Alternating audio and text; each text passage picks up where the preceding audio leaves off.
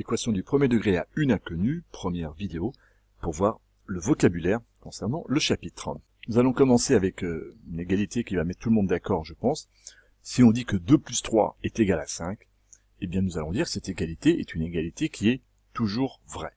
Si je dis que 2 plus 4 est égal à 5, cette égalité, elle est toujours fausse. Dans ces deux cas, il n'y a pas grand-chose à faire. Le premier, c'est du calcul numérique de base, et la deuxième, une grosse erreur de calcul, une toujours vraie, une toujours fausse.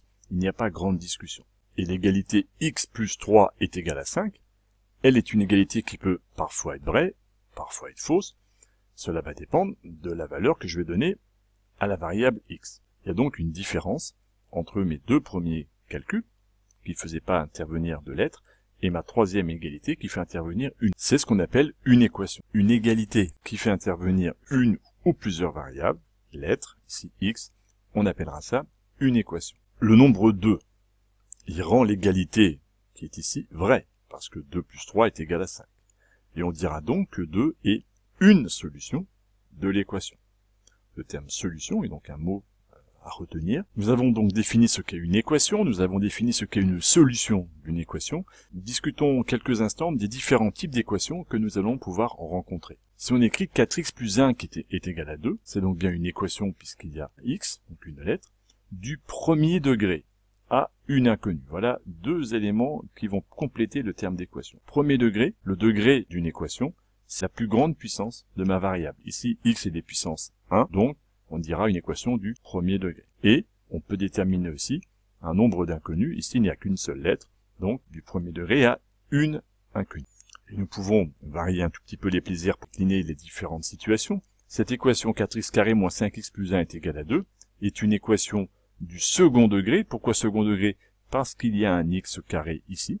La plus grande puissance de x est de degré 2, donc c'est une équation du second degré, mais qui reste à une seule inconnue, parce qu'il n'y a que des x dans mon équation. Cette nouvelle équation 7x cube moins 4x carré moins 5x plus 1 est égal à 2 est une équation maintenant du troisième degré, et on comprend bien pourquoi, puisqu'il y a un 7x cube, un x puissance 3, et elle reste toujours à une inconnue.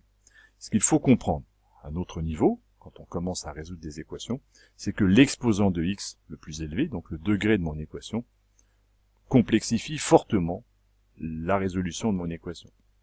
Une équation du premier degré se résout au collège sans grande difficulté. Une équation du second degré, il faut atteindre le niveau première pour commencer à les résoudre véritablement. Et les équations du troisième degré posent beaucoup de problèmes. Et, sauf cas particulier, certains types de fonctions d'équations du troisième degré, elles sont pour la plupart impossibles à résoudre complètement. Donc le degré d'une équation est vraiment un degré de difficulté de mon équation. Un dernier exemple, 2x plus 4y moins 3z est égal à 5 est une équation du premier degré parce qu'il n'y a pas de puissance supérieure à 1 pour chacune de mes trois variables.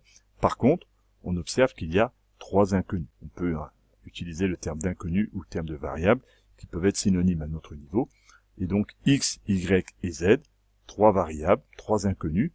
Là, on arrive aussi à un type d'équation qui est bien plus complexe et bien plus embêtante que l'équation de début, qui était juste une équation du premier degré à une inconnue. Ce type d'équation-là, problèmes qui sont rencontrés en terminale.